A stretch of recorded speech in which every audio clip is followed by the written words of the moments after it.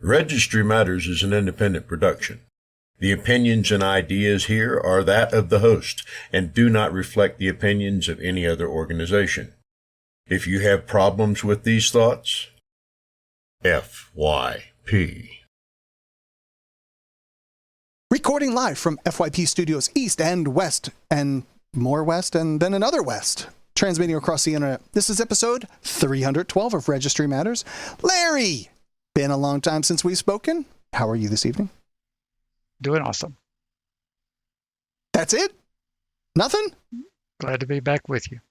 Do you have any important messages of things that you should not do? Like, what was it, carrying pounds and pounds and pounds of some illegal substance? No more stories like that? I forgot to put that in for tonight. I do. Do you want me to give you Larry's general rule for episode 312 now? No, let's get through the intro. We'll say hi to Chance, and then we'll come back around to this. Okay. Chance, what's up over there on the West Coast?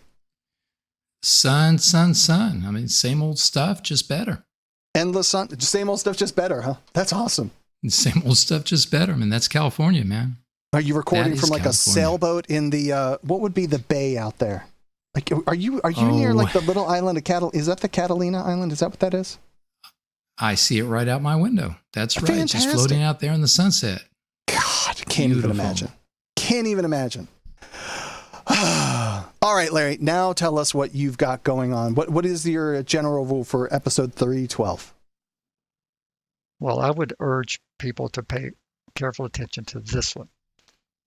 If you are carrying 400 fentanyl pills with you, I would suggest that you pay for your merchandise. Do not go to a restaurant or anything and walk a bill. Because if you do, the police might not be very kind to you when they find 400 fentanyl pills in your possession. So pay your restaurant bill, pay for your smokes or anything like that. Try to keep a minimal amount of police attention in your direction when you're carrying that much fentanyl. But I would really urge you not to be carrying fentanyl. But if you must do it, make sure you pay your bills. I see. Where do you think the fentanyl came from? Well, I have no idea, but the rumor is it comes from Mexico and from China and all these places, and we're a big magnet here in Albuquerque for it, so I'm told. Is it just because you're a coastal state or a border state, excuse me, not coastal, but a border state, and then move it to the other 73 states? That's the theory that the interstates 25 and 40 make for rapid progression around the country, but I don't know. We'll have to get a fentanyl expert. Maybe I can reach out to the detention center and see if he would like to be a guest. Chance, do you know where the joke about the 73 states or whichever states that's not 50 comes from? No, I haven't heard that one. All right, so like, I don't know, 2 months maybe after I got locked up, I got transferred over to this other facility for holding until I actually got moved into the Georgia state prison system. And I'm laying there in my bunk and I'm really green. And somebody goes, well, you know, there are those 52 states. And I was like, I can't let that go. And I got into an argument with a bunch of people about how many states there are. And they said, prove it. And I'm like, we don't have a library. How do you prove that there are or are not 50 or 52 states if you don't have access to any resources? Because there was no library for me to go to and find the encyclopedia. What do you do? Start with your fingers, I guess. What do you do? But if you try to name them, you could purposely exclude a name or two and you only arrive at 50 and you purposely left off the other 2 states. Yeah, that's true. So these individuals were saying that Alaska and Hawaii were 51 and 52.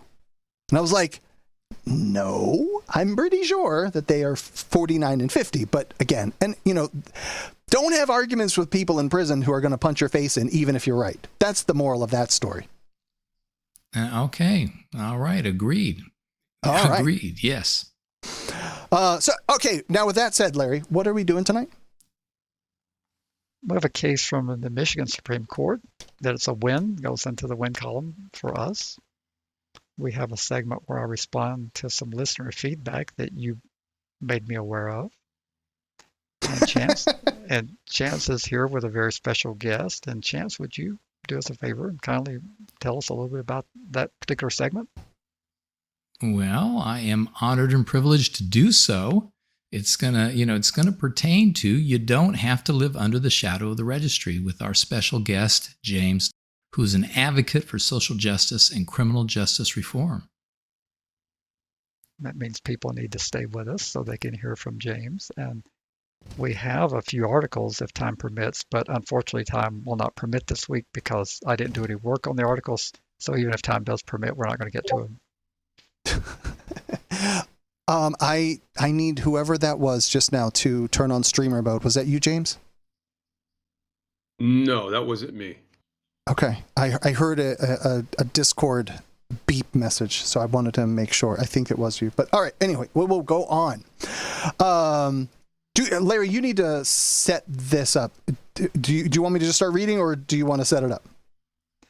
Well, you informed me that we had received some feedback from one of our longtime patrons, and I said something last week about radio host Dan Bongino being a pathological liar, and he challenged me about that issue. So I would like to go into the fairness issue, because also I've been ridiculed from time to time that I'm not fair to conservatives, and I don't say good things about conservatives, and I don't bash the Democrats. And I think, well, gee, I don't know what podcast you listen to, because I bash the Democratic Party all the time. I mean, it's hardly an episode that goes by that I don't say something a little bit critical of the Democratic Party, because they're not the solution to all of our problems either.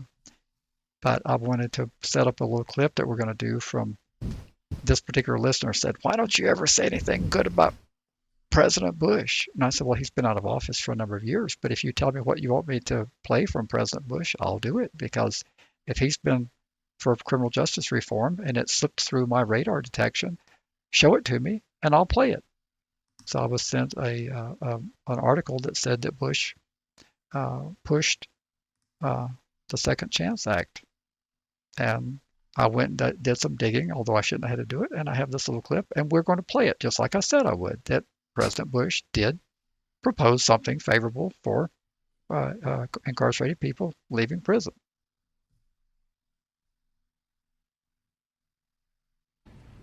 Tonight, I ask you to consider... Oh my God, I knew it was going to do that. I tried to do something fancy, Larry, and it burned me. I tried. Tonight, I ask you to consider another group of Americans in need of help. This year, some 600,000 inmates will be released from prison back into society. We know from long experience that if they can't find work or a home or help, they are much more likely to commit crime and return to prison. So tonight, I propose a 4-year, $300 million prisoner reentry initiative to expand job training and placement services, to provide transitional housing, and to help newly released prisoners get mentoring, including from faith-based groups.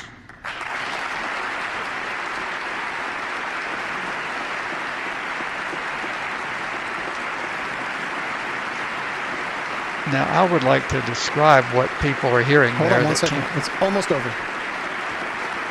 There's one. You wanted it to go a little bit America further. is the land of second chance.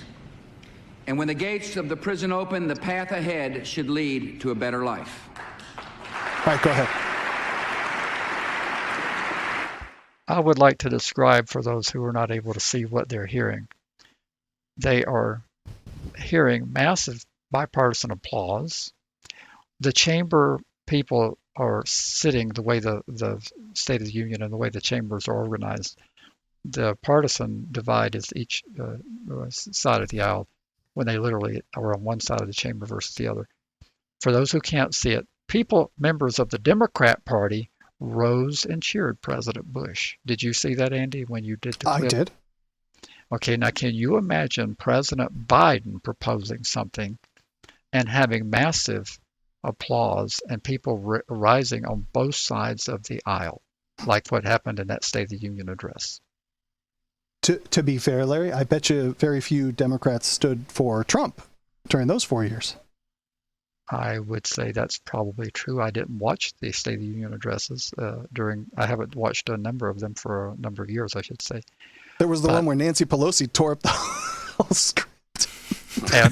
and I criticized Nancy Pelosi I know you for did. that. I remember that. I said it was very beneath the dignity of the speakership of the House, and it was disgusting to me, and I did it. I would like for once for someone to criticize something that President Trump does or has done. And that's what we're going to go into tonight in terms of the hypocrisy. And we're going to keep going, and you can set up the rest of it. Very good. All right. Well, we received a listener comment from one of our longtime patrons, and who challenged you, that would be you, Larry, to provide some examples of when Dan Bongino lies. Can you do that? Well, I'm familiar with the supporter, and we certainly appreciate his longtime generous support. However, I do stand behind my comments that Bongino lies continuously.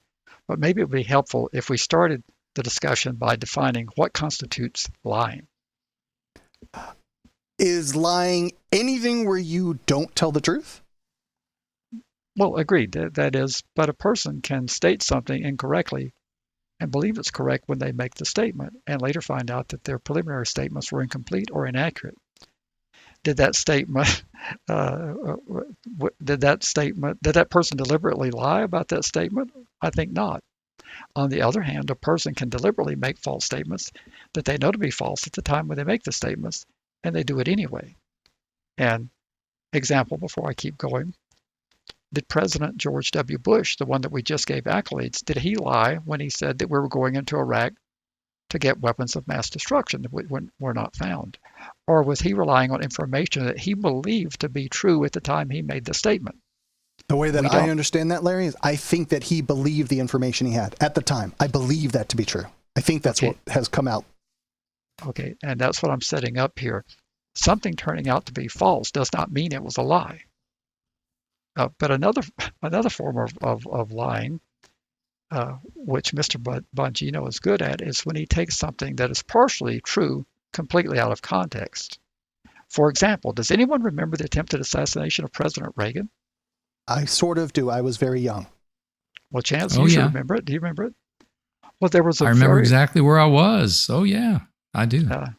There was a very strong outcry about the statement made by Secretary of State Alexander Haig, where he said, quote, "I'm in control here." Haig's critics took that statement completely out of context to find fault with him. Mr. Bongino does that continuously. Now, let me just tell you what Mr. Haig said, because I've got it pretty well in my memory. He said, "I'm in control here in the White House, pending the return of the Vice President, whom I'm in very close contact with. And if anything should happen, of course, I would consult with him." And then when you put the backdrop of the context that the Soviet Union was expected to roll tanks into Poland to put down the Solidarity labor movement under Lech Walesa, if you put that into context, and then we had the president down, the spokesman for the White House, Press Secretary Brady, down, and we had a deputy press secretary answering reporters' questions, and he said, was asked pointedly, "Who's in control?" And he said, "I don't know, I'll have to get back to you." Well, General Haig didn't think that was a good message to send to the rest of the world, that nobody knew who was in control. Well, Bongino does that all the time when he makes statements about inflation being the worst ever. That's totally out of context. First, inflation has cooled dramatically since it peaked in 2022. Second, we had far higher inflation back in the Nixon and Ford administrations of the 1970s. So terrible that conservative Republican President Nixon imposed wage and price controls. We did have some uncomfortably high inflation post-pandemic, but Biden was not responsible. He was not the responsible party any more than Nixon was responsible for the runaway inflation of the 1970s. That's what Bongino does all the time. He takes things that are partially true completely out of context. Hey, Larry, weren't the mortgage interest rates and in that time frame, weren't they in the double digits? They were indeed. They were far higher than the rates we have today. But our supporter doesn't remember that. I think it's age. He's not old enough, or lack of desire to actually fully develop the arguments he's making. But we had far higher inflation, far higher interest rates back then. And Bongino says this is the worst inflation ever. Well, ever might be in your lifetime. That would constitute ever, but it's by no means ever, because we've had not your lifetime for sure. Well, not for my lifetime for sure. Since you were there at the signing of the Declaration of Independence. So, well, I was there for that, yes. Well, how frequently do you torture yourself and listen to these radio programs, particularly Bongino? Almost every day. I'll listen to him when I'm exercising in the mornings and when I'm on the road driving. I know it's kind of bizarre, but I need to know the latest nonsense he's spewing to his audience. And on that then, so what nonsense has he been spewing lately? Well, the latest is that the Secret Service is covering up evidence and that they're totally incompetent to handle the responsibilities, which include providing protection for a number of people as well as foreign dignitaries. Mr. Bongino has consistently proclaimed that he's not a rush to judgment person, especially when police officers have been accused of criminal conduct. Now, he says, we need to take it slow, take it easy. I'm not a rush to judgment type of guy. And he's made these proclamations repeatedly, stating that the facts need to come out before we jump to fire or prosecute police officers. Magically, Mr. Bongino does not adhere to that view now when it comes to the Secret Service. He's demanding that people be fired before the investigation is barely commenced, much less completed. Where's the due process for these agents? Now, Mr. Bongino claims he's a due process type of guy. Where is the due process? If they're fired immediately, I can almost guarantee you that they will not cooperate with any thorough investigation. Why would they? If Mr. Bongino really wants to get to the bottom of what happened, do not rush to judgment.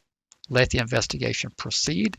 Let's find out what happened. Let's see how far up the food chain it goes. And let's do what needs to be done after we know who's responsible. But all these people are going to clam up, and some of them will lawyer up. If they get fired, chance that you're a lawyer.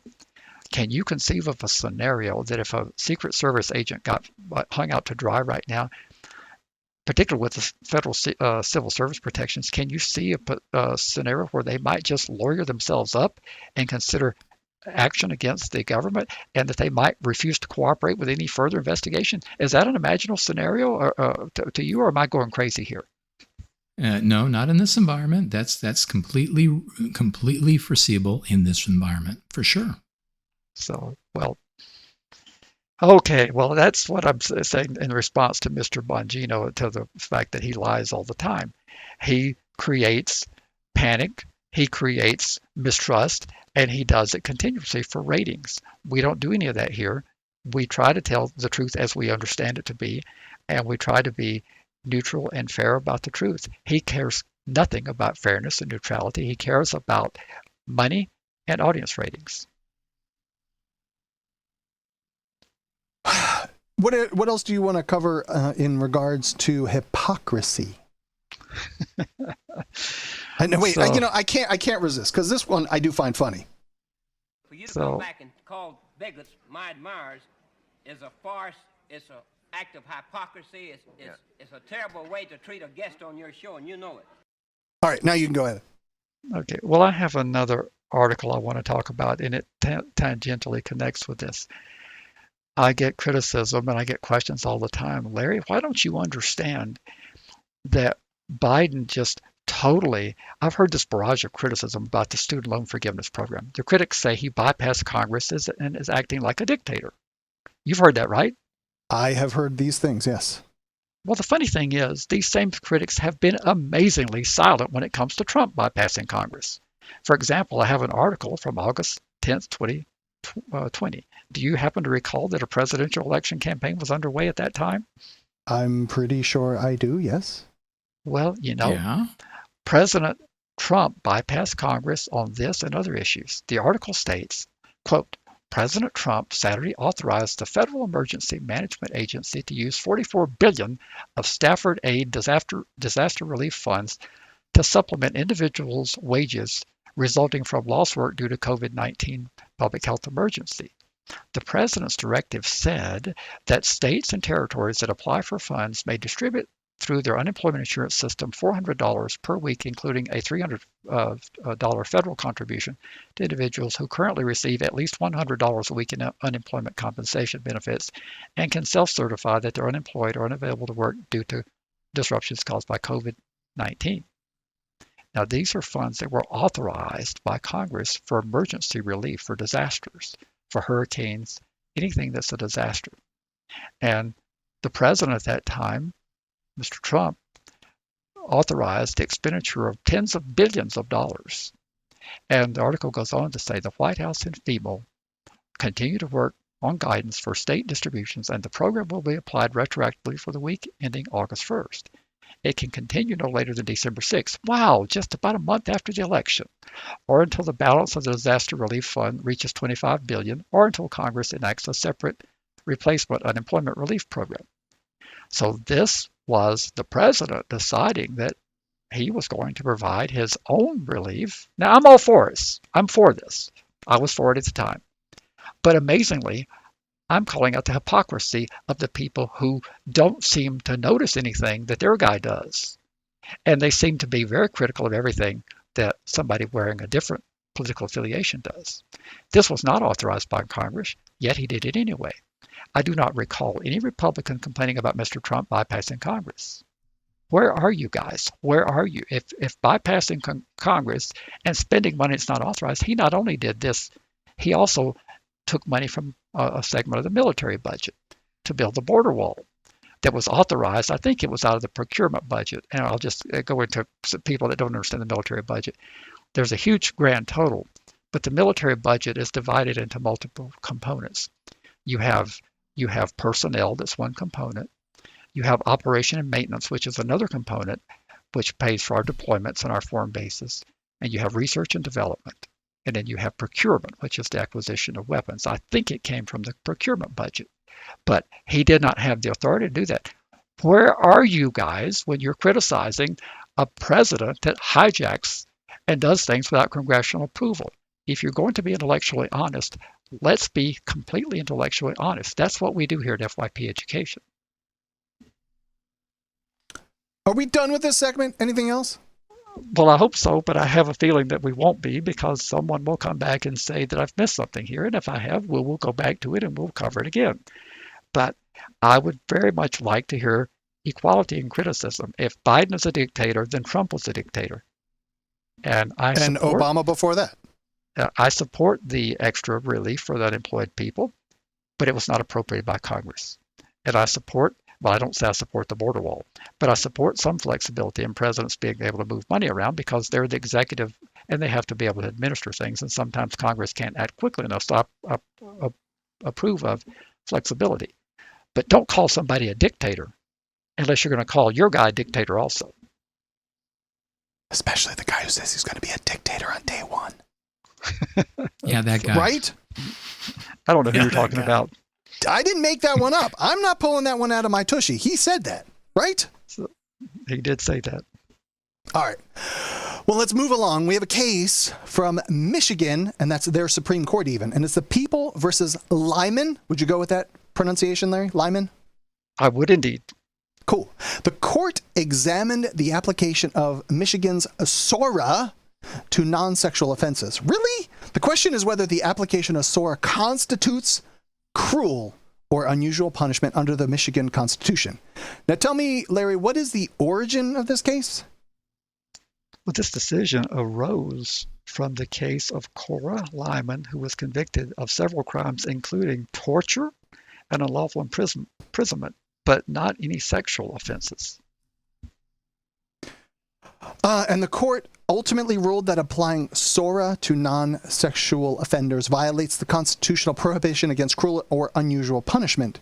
Now, you've pontificated for years that registration is not cruel or unusual punishment. Can you finally admit that it is, please? No, I cannot. And why is that? Because the court held it's cruel and unusual punishment under the Michigan Constitution, not the U.S. Constitution. And it's cruel or unusual, not cruel and unusual as in the U.S. Constitution. Now, come on, Larry. Now you're playing like semantics on some words here. What's the difference between the two? Well, I'm glad you asked that, because the court addressed that difference in footnote 7. They stated the parallel provision in the federal Constitution provides that the government shall not inflict cruel and unusual punishments, and that's the United States Constitution Amendment. Is it 8? I guess that's 8. It looks like an 8 to me. Yes, VIII is an 8. This court previously recognized that the Michigan Constitution use of or rather than and provides additional protection beyond its federal counterpart, as it prohibits punishments that are cruel even if they're not unusual, and it prohibits punishments that are unusual even if they're not cruel.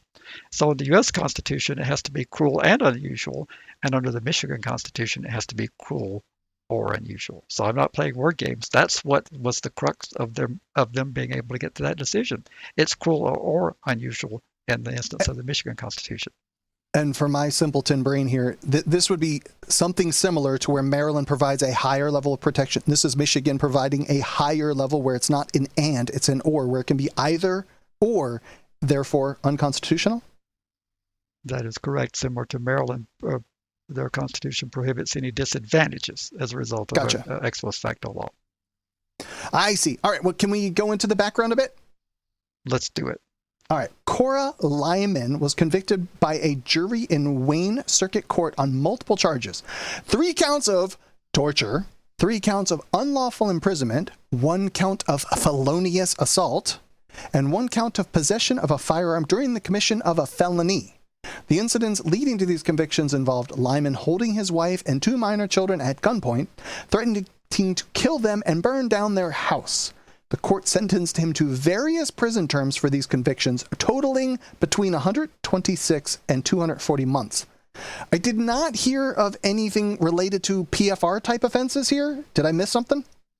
You did not hear anything. And the court noted, despite the absence of any sexual component in his crimes, Lyman was required to register as a Tier 1 PFR under SORA because his unlawful imprisonment charges involved minors.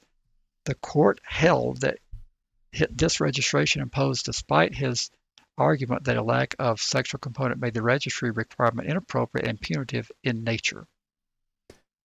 Let's walk around how this case even then progressed. Lyman appealed his conviction and placement on the PFR registry in Michigan. The Michigan Court of Appeals affirmed his convictions, but ordered the removal of his name from the PFR registry, concluding that imposing SORA on a crime without a sexual component constituted cruel or unusual punishment. The prosecution cross-appealed, challenging the removal from the registry. The Michigan Supreme Court was tasked with determining whether SORA's application to non-sexual crimes violates constitutional protections against cruel or unusual punishment. There's been extensive litigation in Michigan challenging the registry. Can you walk us through it, if you don't mind, please? Very briefly, when SORA was first enacted in 1994 in Michigan, it was a confidential database intended to assist law enforcement. But as you know, it didn't stay that way. Over the years, amendments transformed it into a publicly accessible registry that significantly restricted registrants' lives.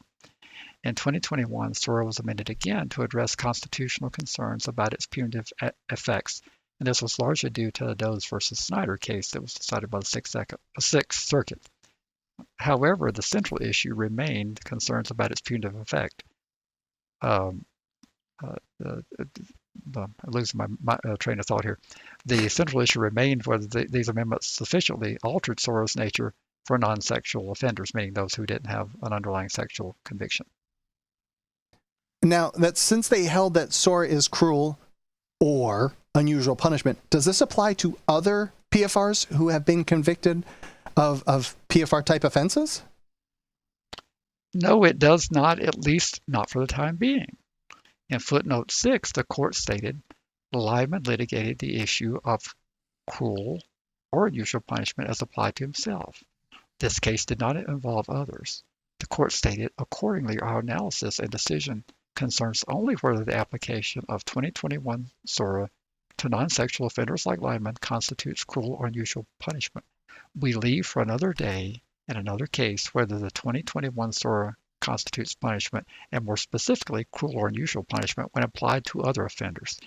Now, that is almost an invitation, as far as I can see. Further, they stated, to the extent the Court of Appeals decision in this case determined that 2021 SORA constitutes punishment as to all offenders, we vacate that conclusion.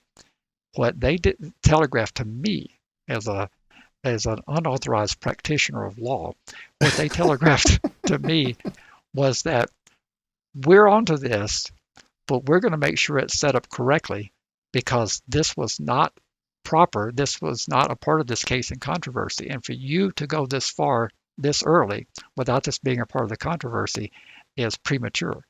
But to me, that's an invitation, and I suspect that the ACLU of Michigan and other people are going to be right on this, and they're going to challenge whether the 2021 SORA constitutes cruel or unusual punishment. That would be my guess. And Chance, if I've missed it, you jump in here and tell me where I'm off the rails. No, I don't think you are. I mean, this is a case where you just have to have good common sense. I mean, the prosecutors are saying, hey, how come we can't? No, they can't use it, okay, because if they do, yes, it is punishment. That's very, very, very clear. Why can't we? You can't because there's no sexual gratification or compulsion here. It's just being used for that purpose. But it also sets up the platform through the analysis of the factors that this could go forward in a big way, based on, their own constitution. So I like the way that it's forming out. Hey, Larry, this seems like a good time that we could bring up the Kennedy-Mendoza-Martinez factors. Do you think that this would be a good time to use these? Yes, the court applied the Kennedy versus Mendoza-Martinez factors to assess whether SORA constituted punishment. And would you run us through what those factors are? I'll do my best. I cut and pasted them from the decision. Whether the sanction, meaning the registration requirement, involves an affirmative disability restraint. And I always love that being first, because I think that is the most important thing.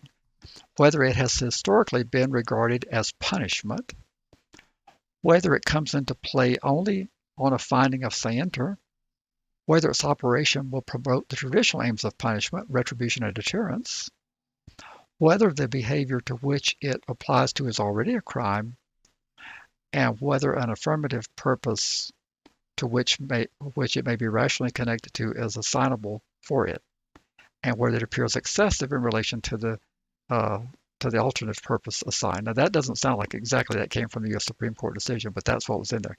In the case is Kennedy versus Mendoza-Martinez, and it was from sometime in the 1960s, 372 U.S. at 144. It's an old case, but these factors cause a lot of consternation, especially where you've got your cursor right now. People never understand that one, and I argue with lawyers about what that means. And I was going to ask one of you, either you, Larry, or Chance, to please redefine scienter. It looks like science spelled poorly. No, just think of it as intent. Okay, so whether it comes into play only on a finding of intent, to read it differently? Mm-hmm. Yeah, I think that's a good way of thinking about it. I would expand a little bit to say scienter would include knowledge as well, and but the argument comes in with the legal professionals is whether or not the original crime requires a finding of scienter, and I disagree with them vehemently on that. I believe that is not what the Supreme Court meant in Kennedy versus Mendoza-Martinez. I believe that they mean whether the regulatory scheme, if you can be punished and be held accountable for the regulatory scheme without knowledge that you're subject to it. That's what I believe it means. So too many people brief this on appeal when they try to even address that factor. Most of the time they're too confused and don't know how to address it, but they address it incorrectly, because I believe that, like, for example, a speed limit sign. If the speed limit sign is not there, or if you didn't see it because of a little bit of overgrowth, we really don't care. We don't care whether you had knowledge or not. You're speeding, and we're going to give you a ticket. The cop's going to give you a ticket. Now, some nice cop might not give you a ticket if you can show him that the sign is gone, but he's going to say, this is a school zone, this is a residential area. You shouldn't be going 65 miles an hour through here. So whether or not you know it. So that, to me, is what that's talking about. If you're going to be penalized for failure to comply with registration, you must know that you have a duty to register. We can all agree on that, I think. Not a soul's ever been prosecuted that didn't know they're supposed to register. So therefore, I believe that this factor would cut in our favor, because that shows that there is a requirement that scienter be there. But the lawyer's saying, well, no, Larry, some of the crimes don't require scienter, like statutory rape. So therefore, it's not. No, you're misinterpreting that. But this is for another day. But that particular factor is very confusing, even for courts themselves. I've seen courts, when they write their decision, say, well, we really don't know how to evaluate this factor because it wasn't really thoroughly briefed, and they don't know how to assign any weighting to that factor. Can I ask a question then about there was the guy in Alabama that had come from Colorado, and he goes down to the office to see if he had to register. Had he never been there, this would be scienter? He didn't know he had a duty to register, therefore what you just said is no one's ever been prosecuted for not knowing? Yes, that would be kind of a good example. That man predated Colorado registration. Had he gone about his life in Alabama and never registered, say he got detected, he had been detected by some mechanism, detected him, he would have not been prosecuted. He would have been given a notice of duty to register because they could never prove scienter. They would never be able to present a single document that he knew he had an obligation to register. I mean, Andy, from a legal perspective, if you're looking at it, you'll get a definition kind of like this. Scienter is a legal term that refers to a person's knowledge of wrongdoing or intent to act despite that knowledge. It's a mental state that indicates a person acted illegally or with reckless disregard for the truth. It's often an element of liability, especially in cases of fraud. So, it could be both or a mixture or one or the other. In terms of intent, it could be general intent. It could be specific intent. It could be implied intent. So, it's not exactly the easiest thing to define. Sure. Well, suppose somebody in a state gets off of the registry by a judge, at the level in the state. Forgive me, I don't know which level that would be, but that person gets off the registry in that state. They move to another state with all of the expectation that because they were released from the registry in that state, they don't have to register in the new state. Is that fair? That's been my position for all these years, and I can't find a single person who's ever been prosecuted from coast to coast who has been relieved of registration through a process, be it terminating out on time or being a petition process, because it's rational for you not to believe you have to register anymore. They do not give you a notice when they terminate you. Chance, you've done thousands and tens of thousands of these. They don't put a notice, and if you should go to Georgia, you'll have a registration of this time, and if you go to Florida, you'll have this, and if you go to Iowa, you'll have this. They don't do any of that. It's rational for you to think you don't have to register anymore. So you would get a notice to register. Correct. You would get a notice to register if they discover you in the new state. That's true. But you can't guarantee that. As a legal practitioner, he cannot tell a person, don't bother registering. I can guarantee you they won't prosecute you. That would be highly unethical for him to do that. I agree with that. I understand that. All right. Well, then let's continue along. What did they find on historical treatment of punishment? SORA was found to resemble traditional punishments like parole and shaming, particularly due to the public nature and significant restraints on registrants. Well, then what about affirmative disability or restraints? Oh, my favorite. The court noted that SORA imposed significant obligations on registrants, including regular reporting and public exposure, which constituted substantial restraints akin to punishment. And then what about traditional aims of punishment? SORA was seen to support retribution and deterrence. Traditional aims of punishment, as it was applied based solely on past convictions without any individual risk assessments. So far, this Michigan Supreme Court seems to have it. And then moving on to, what about any rational connection to a non-punitive purpose? Well, they stated, quote, while SORA's intent to promote and protect public safety is valid, the inclusion of non-sexual offenses without a clear link to sexual crimes was deemed excessive. And then what about excessiveness in relation to purpose? The court concluded that SORA's requirements were excessive for non-sexual offenders, as it branded them as sex offenders without evidence of sexual misconduct, leading to social stigma and significant life impacts. Now, what a surprise. I know, weird, right? Wow. I mean, like, there are laws in certain states that if you even like attempt to kidnap a minor, that will put you on the registry. That's not necessarily sexual in nature. Correct.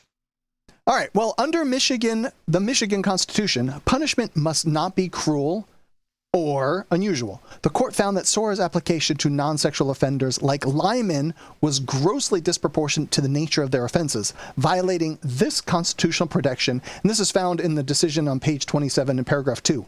The court highlighted the significant stigma and life-altering consequences of being labeled a PFR, which were unjustified for crimes lacking any sexual component. That's on page 27, paragraph 3.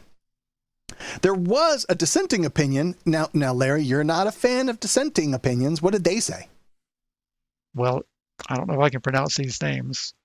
Justices Zahra and Viviano.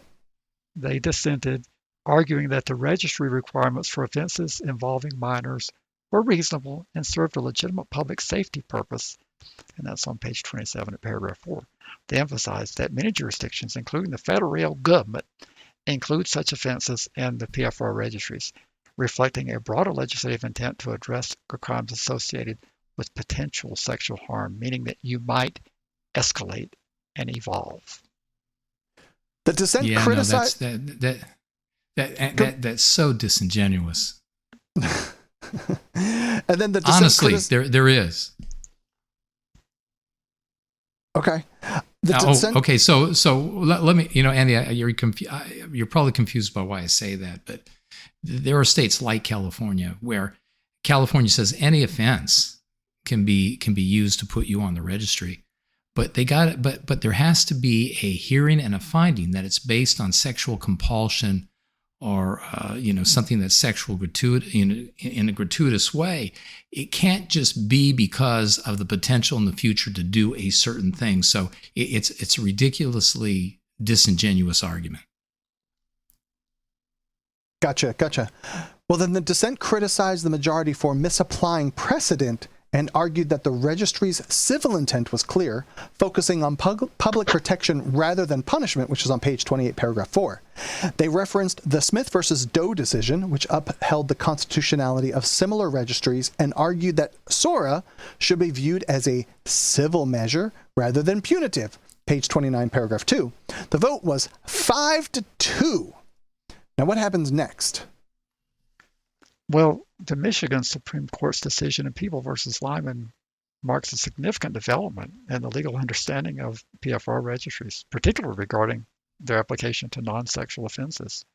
By ruling that SORA's requirements constituted cruel or unusual punishment for non-sexual offenders, the court underscored the importance of ensuring that legal measures align with constitutional protections and do not impose excessive or unwarranted penalties. Now, this is thanks to ChatGPT. I almost cut and pasted this word for word. This decision has broader implications as well for the application of PFR registries nationwide, challenging states to reassess the balance between public safety objectives and the rights of individuals whose offenses do not involve sexual conduct. Overall, I'd say the Michigan Supreme Court's decision highlights the evolving landscape of legal interpretations, jurisprudence surrounding PFR registries and their impact on individuals' rights and public safety considerations. This is really good stuff. It really is. Now, answer this, please. Can the state appeal? Well, I mean, you can always appeal, but I don't think they really have much of an appeal to work with. I mean, they would logically, if they weren't going to do first step, would ask for reconsideration. When you're down 5-2, it's hard to figure out how you would flip that 7-member court. You've got to get to 4 out of 7, so they've got to flip at least 2, and I don't see that happening. So I see that going nowhere. And they really can't file a viable cert petition because Michigan decided under their constitution, and they get the prerogative of providing a greater protection than the U.S. Constitution. It's kind of like the Adam Walsh Act. If you meet the minimums, you can put everybody at Tier 3 as long as you've met the minimum. If Tier 3 is lifetime, clearly you've met the minimum. The U.S. Supreme Court cannot slap a state for providing greater protection. Can they, Chance? I don't know what they could do here. I don't see a pathway to the U.S. Supreme Court on this.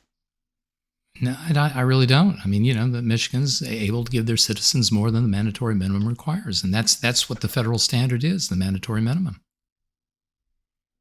Interesting. Well, very well. We are running very long. Can we move over to California Corner? Are you a first-time listener of Registry Matters? Well, then make us a part of your daily routine and subscribe today.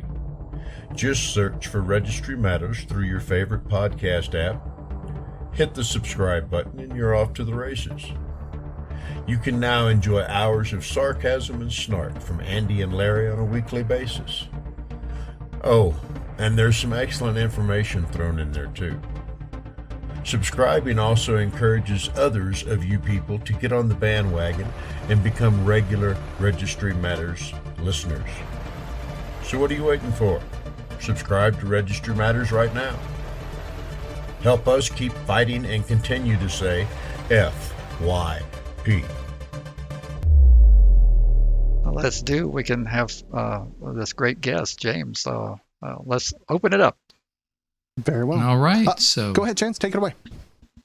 Thank you. Okay, California Corner. You don't have to live under the shadow of the registry. I just love that. That came from James, who's an advocate for social justice and criminal justice reform.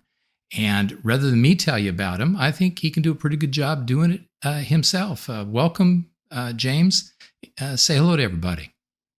Hey, thanks, Chance, and hello, everyone. I appreciate the opportunity to be here. Okay, James, I'm just going to start this off because I am so amazed by you, and so just in awe.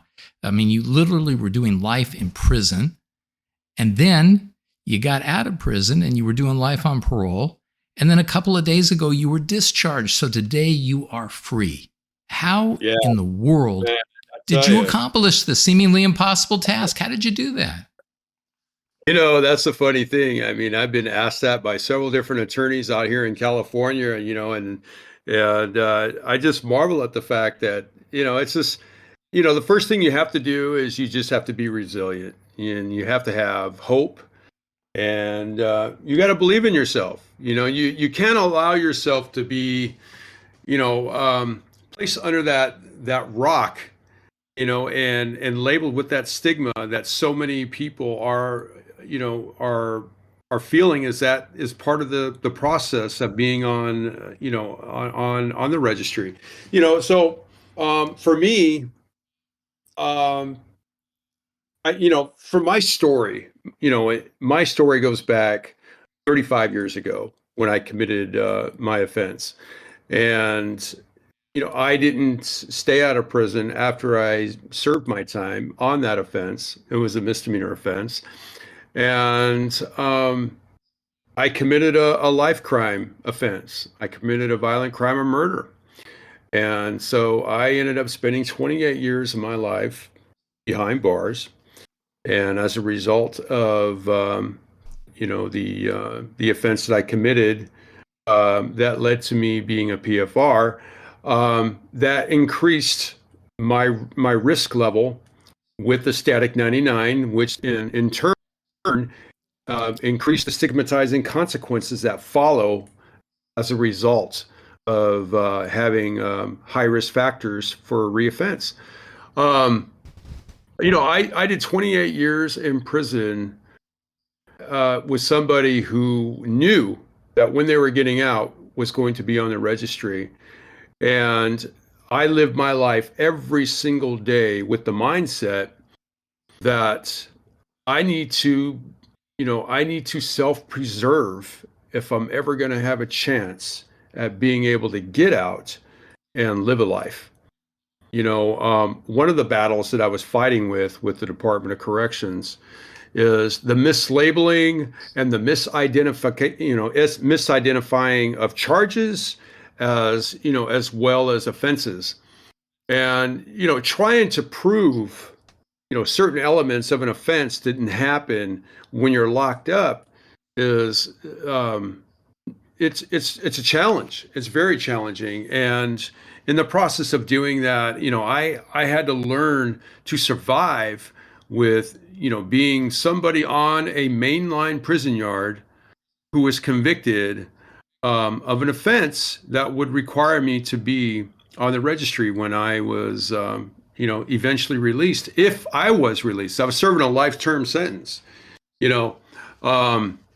so I got involved with the gang mentality. I got involved with the lifestyle of, following orders from somebody else simply for my own self-preservation and survival. For me, what changed it was I decided to stop blaming myself and others for things that were beyond my control and the trauma that I experienced as a teenager and a young man growing up in the foster care system. And, stop putting blame on all the things that resulted in me being foolish, irresponsible, reckless, self-centered, and thoughtless, including being kicked out of the Marine Corps with a bad conduct discharge, including blaming everybody for living on the streets for 2 years, homeless, living out of a Salvation Army box behind a department store, and just working odd jobs to make ends meet. And I reached a point in developing insight, in developing that insight. And let me ask you, let me ask you something, James. So it sounds like at some point you started to account for your behavior. So you started to say, look, it's not the town, it's me. It's my responsibility. Is that right? Yeah, that's right. I mean, I had to look at myself in the mirror and, basically after 5 times of being denied parole, by the California Border Parole hearings, I had to sit there and look at myself and say, what the fuck is wrong with me? And what was wrong with me was the fact that I just kept putting blame on the fact that I was a recalcitrant miscreant. And that was a term that was given to me by one of the Border Parole hearing commissioners. And I had to really go back and do that self-evaluation, that self-analyzation of who I was as a human being. I had to start taking responsibility. I had to start being accountable for my actions. And what about James? What about, I know you went through the foster care system and, there's a lot of issues that you had to deal with in your life. That kind of calcifies your heart. Where and when did you start being empathetic and feeling remorse for anything? Well, that's a story in and of itself. I was in a California prison serving an indeterminate shoot term. And I was on my approximately 7th year, and I ended up meeting a woman who is now my wife. And, we formed a letter writing relationship while I was locked up. And she was basically the first person, to ever really come into my life and offer me hope and offer me support. And her background is in higher education. And she said, well, you might want to give higher education a chance, And I always felt that I wasn't good enough. Growing up, I was told, hey, you're too stupid to be anything but stupid. So that was my mindset. I didn't think that I could go into higher ed. But I was wrong. Eventually I was able to drop out of the gangs, ended up going into a program outside of the mainline prison population, and it's called the SNY, Special Needs, Sensitive Needs Yard. And I gave myself a chance, and I started giving myself a chance by enrolling in college. So I eventually earned my first associate's degree in social and behavioral science. And in that process, I began to really take stock of who I am and who I was as a human being. And I began to start the building block process of what I wanted my future to look like in the event that I was ever able to be found suitable for parole. I basically... Okay, so let me stop you there for a minute, because this is so important. So what you're describing here is setting the stage for reintegration back into the community, because that's what it sounds like you're saying. So, when did you start that? How far into the process were you before you started that? Well, I was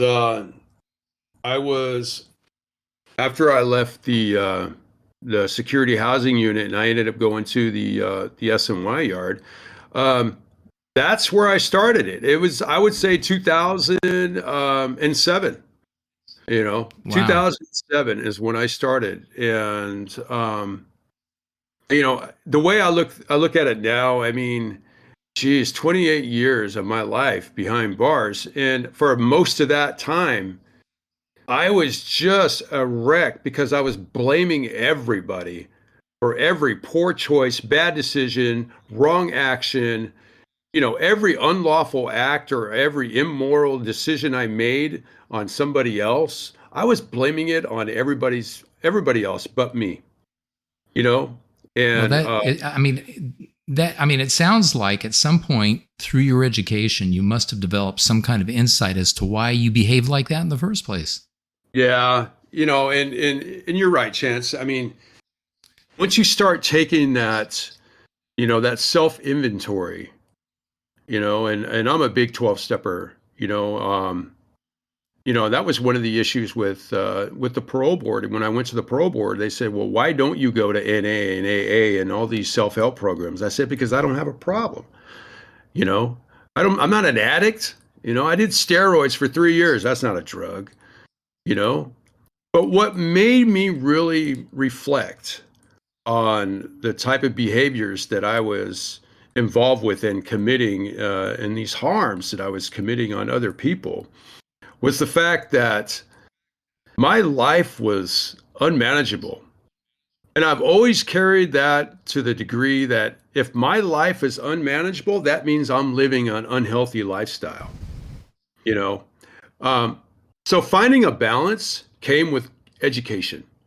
And that's how I stayed it. That's how I begin to develop into a human being. Instead of being looked at as a monster, instead of being looked at as, somebody who committed an offense that has now placed me on the registry, I decided to take all of that and turn it into something positive, and that began. Well, let's talk about that for a minute. I mean, yeah. So at some point you came to that conclusion, and you were thinking, okay, I'm going to turn this into something positive. So you're looking towards the future. What were you able to accomplish? Wow. First of all, I created my post-prison plan, which included a relapse prevention plan, high-risk behavior plan, as and these were necessary things for me for when I got out. And then I really wanted to stay in touch with me. I told myself if I ever got the opportunity to be found suitable for parole and get back out into the community, then the one thing that I would be committed to was to continue elevating myself so that I can reach back and lift others up with me, and that's where I'm at today. Today, since I've been out, I was paroled on, I was found suitable for parole on December 12th, 2018. I was released from the California Department of Corrections and Rehabilitation on April 30th, 2019.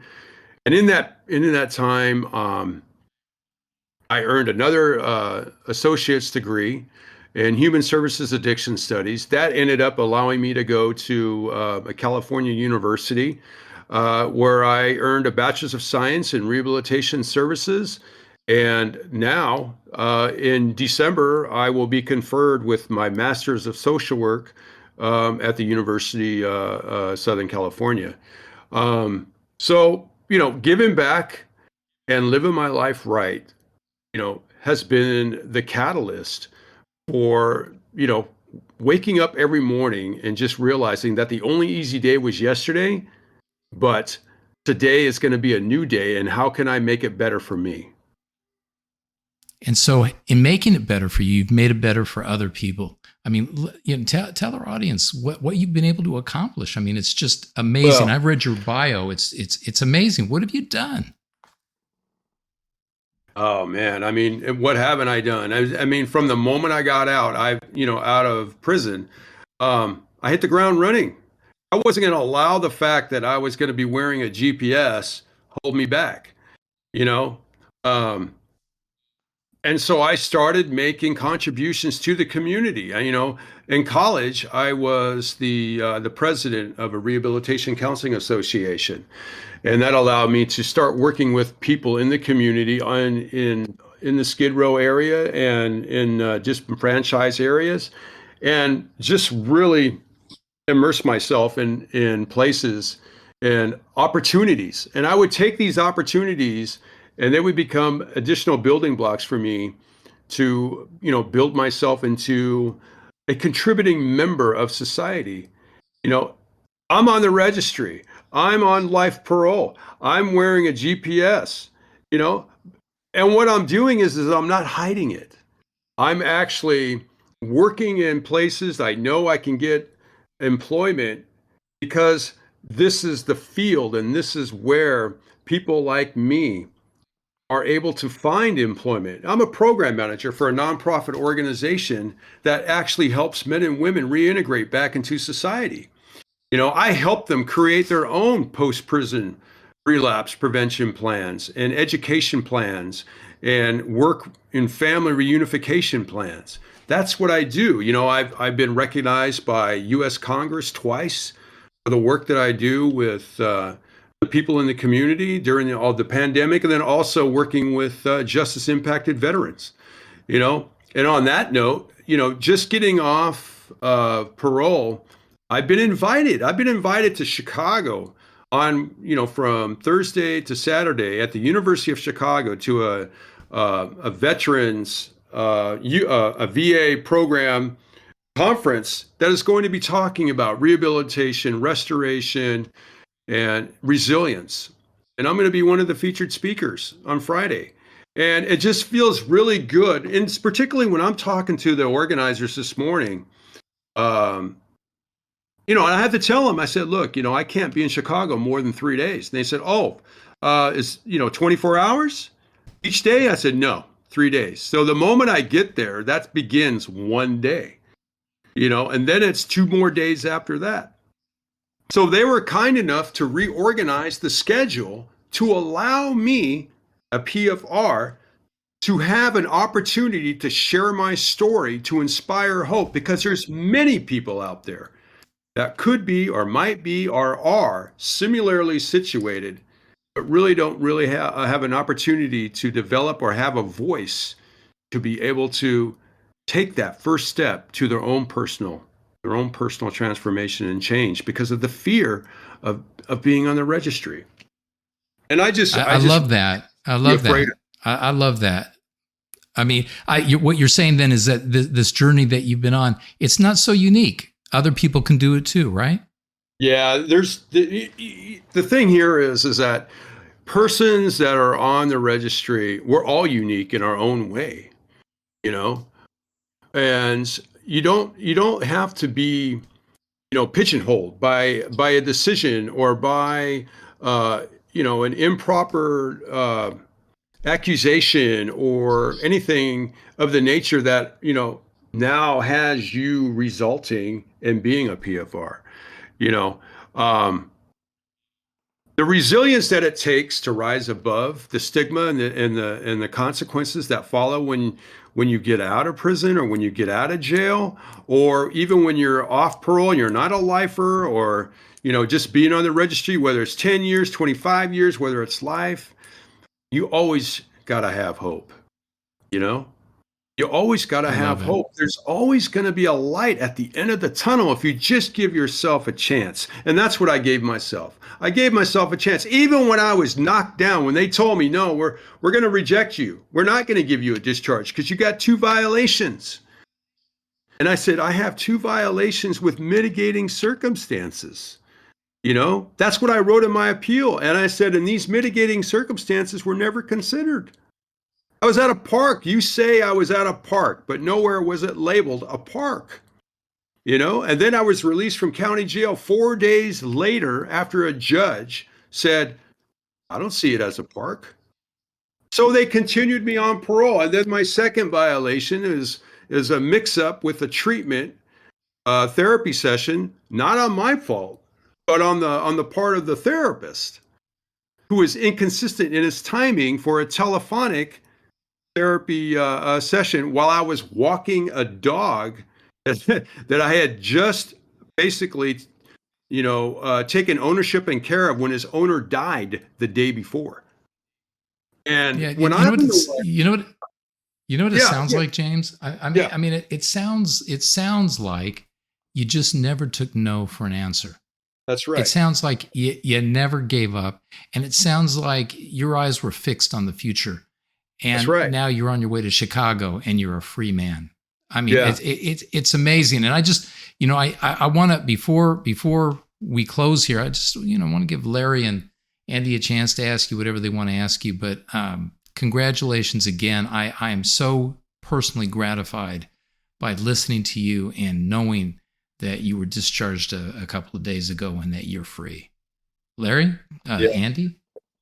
I appreciate Larry, that. do you have anything? You can go first. I will say that you're inspiring with your passion and the way you've analyzed yourself and the achievements. I wish I could match those achievements. I mean, I did go through the foster care system. I can relate to some of what you said, but you're very, very inspiring to recognize what went wrong. And hopefully PFRs are listening that think their life is over. This will help you to realize your life is not over. There are opportunities available. Yeah, you're right, Larry. I mean, you don't have to have all the answers. You're not expected to have all the answers. It's just take a moment to really do that self-inventory, look into your heart and ask yourself, where do you want to go? What do you want to do? And then create a plan on how you want to get there, and be happy with every step and every achievement and every opportunity you get, to make a difference. Because the more that you stay out there, the more that you advance, then you're also furthering and distancing your past, and that's relevant. That's relevant. If you're trying to show people that you've changed, that you've transformed, that you're somebody that they can believe in, that they can trust, that's what it's all about. Because as soon as people start realizing, hey, you know what? You made a poor choice, you have it, or this accusation was leveled against you, but I look at you as somebody that's a human being because this is how I've gotten to know you. That's what matters. You don't need everybody to like you. You just need those that support you to say, hey, I'm here for you and I support you and believe in you. Those are the angels in the architecture. Andy. Yeah, I noticed something about you that I have a handful of close PFR type friends, and then just some others that I interact with tangentially. And I'm personally a big believer in a positive mental attitude, even though this is a really shitty situation to be in. It seems that those that have had positive attitudes have then overcome the challenges. A friend of mine who I'm very close with, he got out of prison and he was working in a Georgia, they clean out plastic 55-gallon drums, and he's working outside in the back of a trailer, and it's the middle of July in Georgia, so it's like 110, 120 inside the trailer, and he's playing, for just like a visual, he's playing Donkey Kong in the back of a trailer, and it's freaking hot. He's sweating, and just pushes through. And now he has a much better situation. He's married, he's got a beautiful, lovely wife, and they have a house together, et cetera, et cetera, et cetera. My situation is, I went through a certain amount of struggles, and I have a great situation, and others. And I've had conversations like this with Larry. Anywho, all that to come back around and ask you, it sounds like it's a positive mental attitude in a lot of these cases that at least helps you cross over the hurdles to move on, instead of always dragging everybody else down and saying, oh, woe is me, this sucks, I can't do anything. Yeah, Andy, and that's exactly it. You put your best foot forward and you just do the best that you can. You're not out there to try to impress anybody. You're just there trying to survive. And as you're surviving for yourself, you'll be surprised with the people that want to support you if they also see that you have a positive attitude and a healthy outlook on where your life wants to go. And I never gave up. And I'm still not giving up. Registry is just another step, but these are things that I'm unable to change at the time. So I'm not worried about them. I just put my feet in the right direction and continue living my life right. And eventually those things will take, will take its course in the time that it takes. And I'm just going to be grateful for each and every moment that I'm out, and if I can leave just one imparting, piece of wisdom with people out there, it's just, you matter, I like it. You matter. And just take that to heart. And anybody that is a PFR, I want you to take that moment and just reflect on that you matter. I want to say something too, James, and I want to thank you for saying that, because it just touches my heart. Here's James. He was in prison for life. Then he was on parole. Now he is free, and within a few years he will be off the registry. Okay, and he's got his life in front of him. And I think that as an example of what can be done here, James is all of it. And I appreciate you joining us, James. I just want to thank you again. Appreciate it very much, James. I wish I would have known about this earlier, because knowledge is power, but more than that, it's a means of being able to transmit transformation, and as we leave here today, something is going to follow with us. And if we're able to just pass any part of what we hear today on to somebody else, that's making the world safer. And it's also making the world just a little bit better for each of us. Perfect. Thank you, James. Thank you very much, James, for coming on. Really, really appreciate it. Thank you. Well, gentlemen, I think we can close the show down. We definitely run over, but I don't think that that's really a bad thing. It was certainly worth it to hear all that James had to offer up. Larry, is there anything else you want to offer up before we close out? No, really appreciate James being here and inspiring us. Thank you. We'll see you in about a month. You're still in that game. Chance, do you have anything before we go? You've been listening to F. No, just you guys are the best. Thank you. Oh, we're the best. Hugs all around. Everybody head over to registrymatters.co for finding the show notes. And then, of course, always leave some voicemail at 747-227-4477. You can even just say hi, and I'll probably play it. Email registrymatterscast@gmail.com. And, of course, if you would like to support us, you can head over to patreon.com/registrymatters.